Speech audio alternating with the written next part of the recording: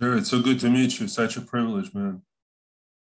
Thank you so Thanks. much. And when I was reading about your story, because besides being a fighter, there's so much more. There's so much you've been through personally, and that's probably why you kind of, share your story. I think, right? Oh yeah, definitely for sure. Hey, and it's okay for you. Like, do you enjoy sharing these things? Do you feel like you're helping other people? What's your feeling Yeah, about it? yeah, I do it. I do it a lot. I just talk about it a lot. So I appreciate it. Hey, tell me, because I know you fight. Do you still actively fight, or you train right now? Do you train people? no, yeah, I'm still fighting. I'm You're fighting fighting. August 20th. Yeah. Oh, So cool. Okay, I got you. So tell me, like, I know I was reading up, and I saw that I believe you had some prescription pills and you had other things going on previously, which kind of forced you or got you back into the addiction. How did it happen? I guess, and I'll ask you obviously afterwards, but what's the factor you think? Because I hear this from a lot of people that they, for some reason, obviously, once they take those pain medications, that stuff is addictive. Is that what happens to a lot of guys? yeah, I believe so. I mean, a lot of times it starts with pain pills, that a doctor gives you. So it would pain pills are what brought me to heroin. I started using pain pills like recreationally. I hurt my neck. I started using them, and then it just became recreational. Uh, but I got so addicted to pain pills that eventually, they're too weak. So I went to heroin, I see. and then I would get sober, and then I had a surgery. It would give me pain pills, and it would make me relapse. And it happened to me twice like that. I had two surgeries where I was sober, Mhm. um, but because of the pain pills, I went back. But I did have. I've been sober for 6.5 years now, Good. and Good. I had two surgeries in that 6.5 years, and um, I didn't have to go back to. I felt like I didn't have to go back to drugs. No, absolutely. Absolutely. That's amazing. And I see a lot of guys, unfortunately, like you said, it kind of causes you to relapse and kind of Yeah. causes a lot of guys because these triggers are so powerful, right? When you kind of get reminded. Um, and it takes, in your opinion, what does it take to kind of to keep the sobriety going, to keep it all going? Is it really mainly because of support? Or is it because, like I said, guys like you sharing with other people, giving people that strength? Um, I mean, I do a lot of things to help keep me sober. I go to AA meetings. I have a lot of friends that are sober. That got sober from the same kind of drugs or alcohol. So we have a lot in common, and we help each other. Training also helps me stay sober. It's a I have a goal with fighting, obviously, to win and be champion, be the best that you can be. Um, and it just helps me with like my discipline. Right. I don't Right. drink, I don't do drugs, I don't smoke cigarettes or like I don't do stuff like that to destroy my body anymore. I don't stay up late often. Like every now and then, I'll be up late, but I try to take care of myself now. Right. Uh, That's so cool. That's really good. I talk to a lot of guys, and I go to the recovery center where I work a couple of times a week, 3 times a week actually, and I see a common thread is always support. Like when they get motivated, but when they hear people like yourself that have once before in the past fallen, and then they find that strength, and then it's possible to yeah, remain long term in recovery. You see guys like yourself. I was talking to Mark Holman the other time, and I see a lot of other celebrities, fighters like yourself and other celebrities that are able to do it. one thing I saw them, for people, it's obviously early on, because for you, it's like you said, over 6 years. Some guys that are like 6 weeks or 6 months, I think it's more important for them to stay away from triggers, stay away from anything that's, like you said, it could be. Is it as difficult after 6.5 years as it is after 6 months? For me, it's not. It's gotten easier. But now that I see what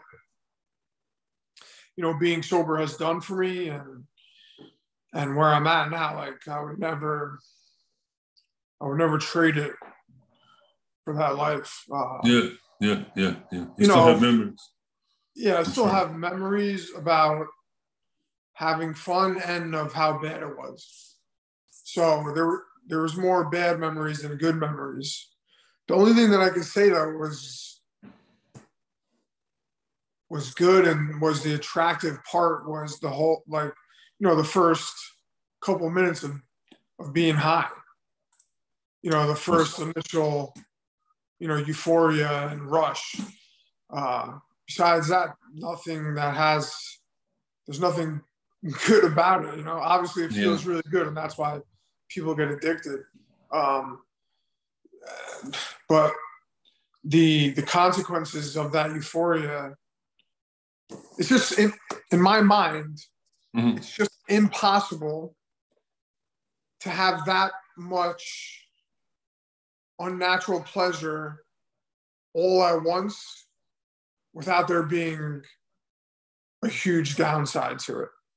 Because that instant gratification that you receive so I was an IV drug addict.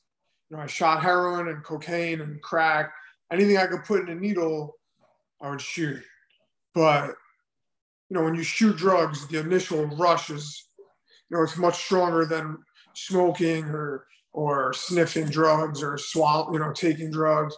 So you're packing so much punch into one moment, right? Or a couple of minutes, couple seconds of rush, that it's just impossible to have that much euphoria and not have something, a downside. It's just, you just don't, nothing in the world gives you that except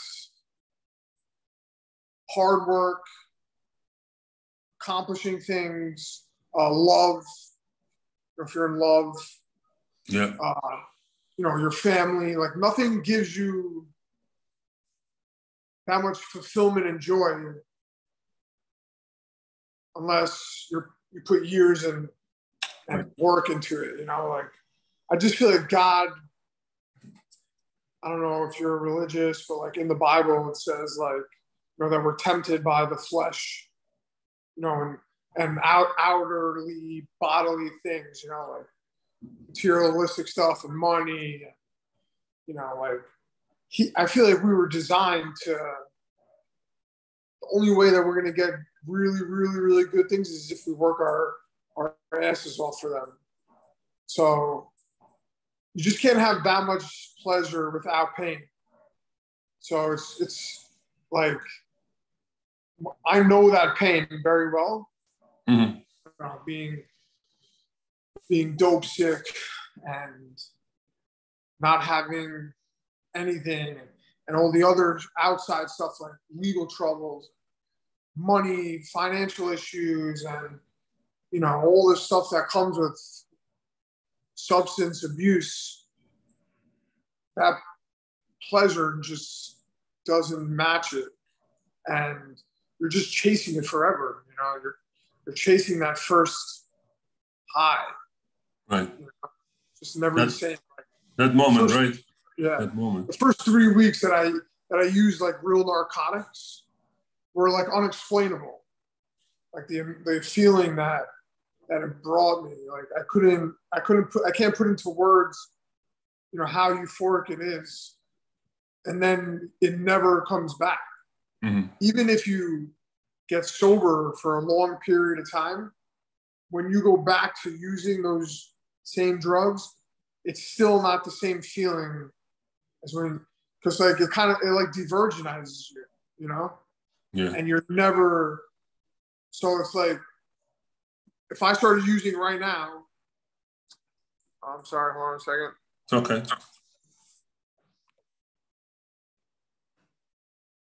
If I started using right now, it wouldn't feel as good as when it did when I first started using those drugs when I was 18, 19. Is that why people kind of experiment with other things, other drugs, and they kind Yeah, of keep I think chasing, so. like you said, right? I mean, I started using drugs at a really, I was 9 years old when I started smoking pot. And I was 13 when I had my first experience with cocaine. Okay. But I was just sniffing it, you know? And I did other drugs through the years, 14, 15, 16 years old, 17. Well, I found opiates when I was 18 or 19, just turning 19. Okay. And then, when you use a needle, it's way different than, Of course. if you're using like real heavy narcotics. So, but yeah, I think people constantly are searching for something new. That's why when people get sober, they start doing other, they get addicted to food, or they get addicted to exercise, or sex, or things like that. And it's like we're constantly, as humans, we're always looking for like something to get outside yourself, Sure. feel better, feel like fulfillment. But as addicts and alcoholics, we take it to the next level, Yeah. But I think it's so good for people to realize and, hear these words and realize that this is not a real thing. What I mean is, like you said, it packs that initial punch, but then, and you feel what you feel the first time, but it's not real. But I'm saying, like, it doesn't, the problems you have don't go away. The things that your life, you can't just unplug yourself and fall asleep and feel great and nothing else exists. A lot of people want to kind of like get high, get drunk, and forget for a moment, forget that problems of just the regular stuff exist. Like you said, go to heaven, for lack of a better comparison. And one doesn't have to be religious kind of to understand that we get tempted. I think people get tempted because you kind of live in a present moment, right? And then sometimes for some people things get too much, and you just kind of you want to kind of like unplug and disappear, and you want to get away from all the nonsense and all the difficult things in you. And some people choose to do it that way, right? They choose to do it this way, not thinking that it's not a real. Those feelings are not real. That one moment, boom, that's it. Yeah, it's and then it just continues. Yeah. You want to capture that moment again and again and again. And, obviously that's how people get addicted. But it's just a vicious cycle. I see that. I see that so much, and I see that some people are able to break out of that cycle. But I think it's like you said before. It's about replacing that rush with other rushes that are not as destructive and as potentially harmful to you long term, right? So I think that's interesting, like you say about fighting, because a lot of people that I spoke to, they tell me fighting is an addictive thing, in a good sense, right? Is that true? Is that like, do you feel? I think it could be good and bad. Because fighting also doesn't, no matter how far I get, and you see it all the time with some of the best champions in the world. Yeah. They become champion, they retire, and then they lose themselves. Right. And even fighting will never give me fulfillment, lasting fulfillment, because it's just not like there's so much highs and lows and the anticipation, and when I fight and I win, all the anticipation of the fight, you're building up, and so much emotion goes into it, so much hard work and literal blood, sweat, and tears. Of course. You get to fight week, and you have the weight cut. You got to cut weight. It's a huge deal because you just put your body through a really tough task and finally make weight, and then okay, now the next day is fight night. Mm-hmm. Then you fight and you go and all the nerves, and then you win, and everyone loves you for a couple of days. Oh, you did so great, and then everyone forgets. No one cares anymore. No one keeps thinking about your fight. Right. And then you're kind of like stuck. You're like, oh, now what? I just worked my butt off for 2 months, and I did all the stuff. I went, I fought, and no one cares anymore. Like, no one's talking about the fight anymore. And now you're like, you have like an emotional high from it, or emotional like hangover from it, because you're like stuck in limbo. Now you've been training every day. Now you're at home, and you're like, you're stuck, and like that glory that you get only lasts a couple of days, if that. Mm-hmm. The more I fight, the less the glory lasts. Right. When I was fighting as an amateur, I would win a fight and I would be like on a high for like 3 weeks after. Now I fight and I win, and then by Tuesday, I'm miserable. Yeah, I don't like. I'm like, all right, and the more judgmental I get about my performances, even when I win, it was boring, or it could have been better, or I should have finished the guy, or that should, and then you start thinking, I got to do it again. I got to do it. I got to get another fight. And then you're back in that mode. Like, I need another one. I need another one. And it doesn't make my relationships better. It doesn't make me get closer to God. My fights aren't, they don't give me any, they don't make me a more loving person. People don't love me more, like my family and friends. They don't love me more because I want to fight. If I lost a fight, they would love me just as much as they did before. So there's nothing to hold on to forever. And then you see guys they retire from fighting or from any sport for that matter, and they go nuts and they lose, they get in trouble, they turn to drugs, because they identify it as a fighter forever, and it could be so easily taken away from you, or you retire and now it's all over. Now what do you do now? Right. So it's like, even with fighting, it doesn't. The only thing that fighting does give me fulfillment with is I'm able to use my platform to help other people. That's awesome. So, that's awesome. Other addicts, alcoholics, or, even just people that are depressed, or, any kind of person struggling, a lot of people reach out to me, even if they don't have a drug problem. Hey, I'm really depressed. I don't, or I can't stop gambling, or, all sorts of issues people reach out to me about it. That's the only thing that fighting does for me that lasts forever, or it gives me fulfillment knowing that, what I'm doing is actually helping people. Right. I need to fight in order to have a platform so people will get to know who I am more. But that's it. Listen, but that's awesome. It's not it. That's probably the best, the greatest thing ever. And that's it as far as lasting fulfillment. And I make a living fighting too. Yeah. And even the money, the more money I make fighting, I feel the same as when I first started fighting as an amateur, making no money. Right. The money, I thought the money would make me happy. When I first got sober, I was like, oh, I gotta start getting to UFC so I can make some money and right. Get the things that I want. And the more things that I have, the more miserable I am. You know what I mean? And because I think a lot of people don't see that side of the professional fighter, because they kind of see only what gets shown, the glory part, like you said. Yeah. I think it's the hardest job in the world. If you think about how much you have to do, how much emotional high and low, but then I guess, it's not for everybody, and it just takes a No. crazy amount of character and strength.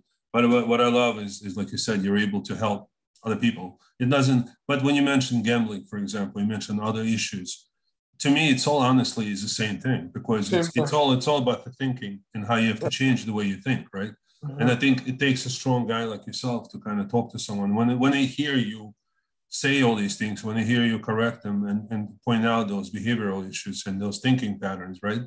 Then it starts to make sense because you've done it. You've done it yourself, and you're helping, other people. I think Yeah. that's a tremendous thing. But it's awesome. Do you get to do a lot? Like how much of your time do you dedicate to helping? Like because to me it seems like you enjoy that maybe as much as fighting, if not even more. I mean, I don't have like set hours, but I do go to a rehab once a week. If anyone asks me to speak at meetings, I'll always say yes. I talk a lot to people on the phone, people that call me, uh, people that message me on social media and stuff. So Sure. a lot of my wife gets mad sometimes because she feels like I talk to strangers more than I talk to her about. Um, Hey, but listen. so I devote a good amount of time to it, and it's like I feel like that's why I'm here, to help other people. Absolutely. I think it's one of your main callings, I guess, in life. And then what I think a lot of people don't realize, because you are at 6.5 years, you believe yourself. And Yeah, I think a lot of people don't realize that when you help other people like that, you're yeah, helping yourself to some degree, yeah, because you're always reminded that, where you came from and what it yeah. takes to sustain the recovery. Is that true? Like, do you feel like when you help other people, you are kind of helping yourself, and other people should be helping, other people in the same position should be helping other people, just like you. Yeah, I mean, that's what the steps say, right? The 12th step is, carry the message to other alcoholics. Sure, So, sure. to keep it, you got to give it away. And, that stuff dates back all the way to Jesus. He Yeah, always say, like, if you want to get more money, then give the money you have away, give it to charity, keep, and I will bless you like tenfold or whatever.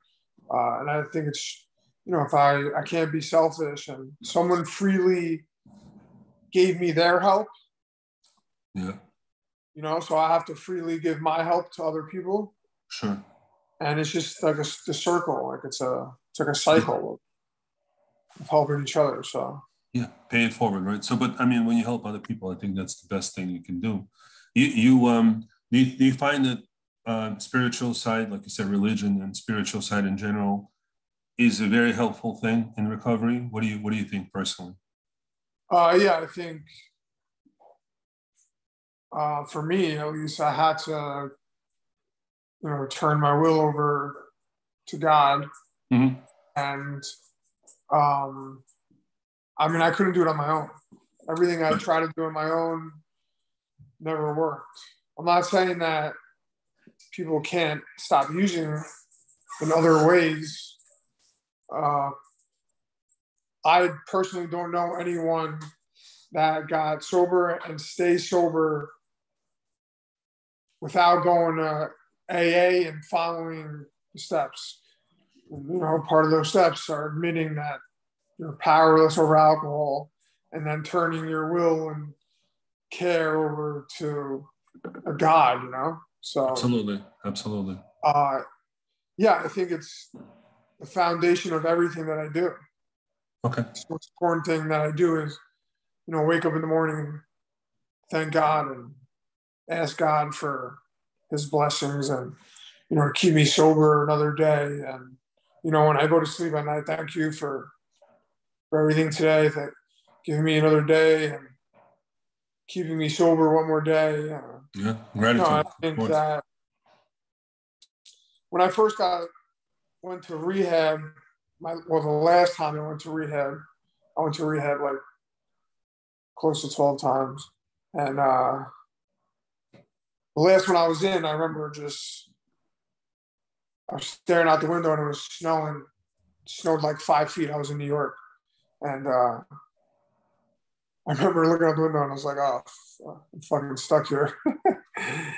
But I remember being like feeling, I was warm. I was sober for like 3 weeks. So like I was starting to feel a little better from being dope sick. And I remember like closing my eyes and just being like, God, if you're there, here I am, and because, I had my sponsor, Tommy, who still helps me to this day. My first sponsor, he was like, you gotta start, talking to God, start asking him for help, and so that's what I did. I took his suggestion, and that's what's worked for me ever since. So that's awesome. No, that's awesome. I just I come across some people that tell me that they are not people in recovery. They think, I think in the beginning some of them are rejecting that, like I said, higher power. And yeah. my suggestion is always that it's, in my opinion, it's impossible. You don't have to be organized religion, whatever, but I think you have to have a higher power to whom you surrender, because otherwise you're just powerless. You can't. You have to view someone as higher than yourself. Otherwise, you just think you have all the answers, and you don't. None of us do. You know what I mean? I agree. I think that it doesn't have to be Jesus or Allah or Buddha or you can use. At first when I first started trying to get sober, I used to ask, or I used to pray to my friends that died from whatever addiction, or I have some friends that committed suicide and stuff. And, I used to pray to them and be like, look, help me do this, help me stay sober.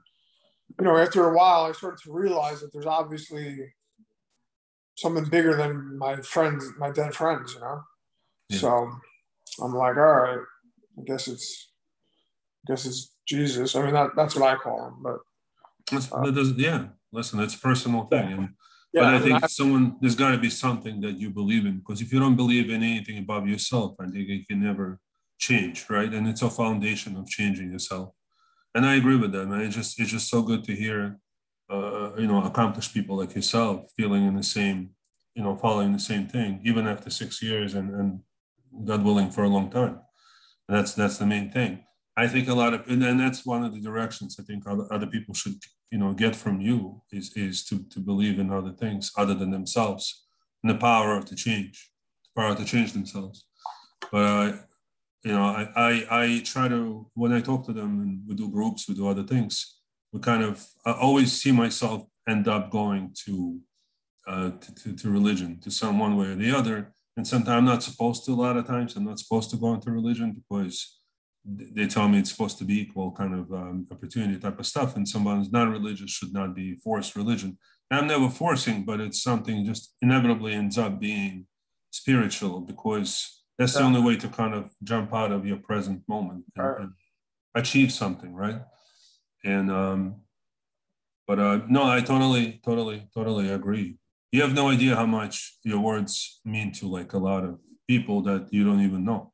And I just, like you said, the platform that you have, I really believe that guys like you should have as large platform as it could be, almost like screaming from the stadium. Yeah, I always say it all the time, like Conor McGregor, or someone like that, or Khabib, or these other big, or LeBron James, any really, really big athlete, or actor or whatever. Yeah. But hopefully I'll get to that point one day. But, one day. For now, Conor is on the other side. He's promoting alcohol, but yeah, I think everyone to themselves, and that's okay. But each one, what I found is interesting, and you'll probably agree. Each person finds the right time for themselves. It's not always at the same time for everyone. It's sometimes you have to get more mature. You have to go through certain experiences in life to reach that moment, right? Some people do it earlier, like you did it really early in life, I think, right? Some people get there, and I talk to guys that are 50 years old, 60, 55 years old, and they've been to rehab several times, and then they suddenly, boom, they're like, oh my God, it makes sense. it makes sense, everything I heard, but he just wasn't ready yet, 100%. Yeah. I know kids that are, sober since they're 20 and 18. I started trying to get sober at that age, but, I didn't get sober until I was 27. But, some people go to rehab one time and that's it. Some people have to go over and over and over and over and over. I have a friend right now who's in and out of jail. He'll do 6 months, 8 months, come out, get sober, start using again, and he's back in jail. Yeah. And it's like, I don't understand. I'm like, how many times can you go to jail until you realize that this is not working? Right.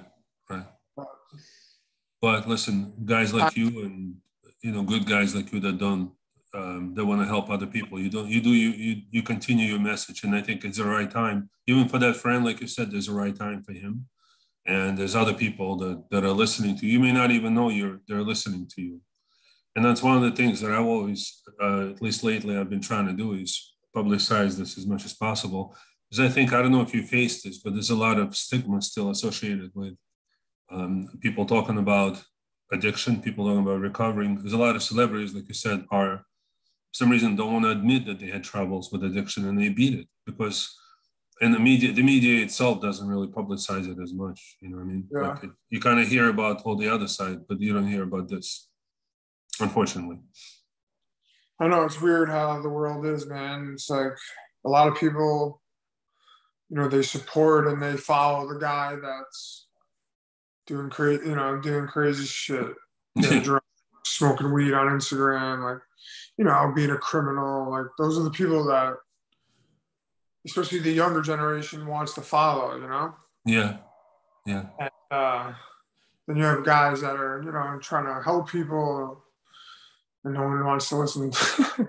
No one wants to listen because they don't have the experiences and they don't understand the danger that lies out there. And until it hits someone personally, they don't really connect with it. And they don't understand until too late, until much later afterwards. And then they're like, oh man, I wish we listened. And I wish we really heard this message. But listen, that's part, to me, that is part of spiritual understanding and spiritual maturity. You just kind of get to it. You get to that point. Hey, Jared, really, thank you so much. I just wanted to thank you for connecting. I really want to do this again at some point and kind of focus on specific topics of recovery, because you have no idea, like I said, how much that helps guys that are, sometimes they wake up and they start to question the process and they start to question their own strength. Right. And then when they hear these words, sometimes I tell them, listen more than once, man. That's why there's a video. But remind yourself all the time that it's possible, that it can be done, and you just have to work on it day by day by day. But I truly appreciate your time. No problem, Mike. Anytime. Wonderful. I appreciate it. We'll connect again soon, and we'll set it up, man. Okay, great. Thank you, Jared. No problem. All right.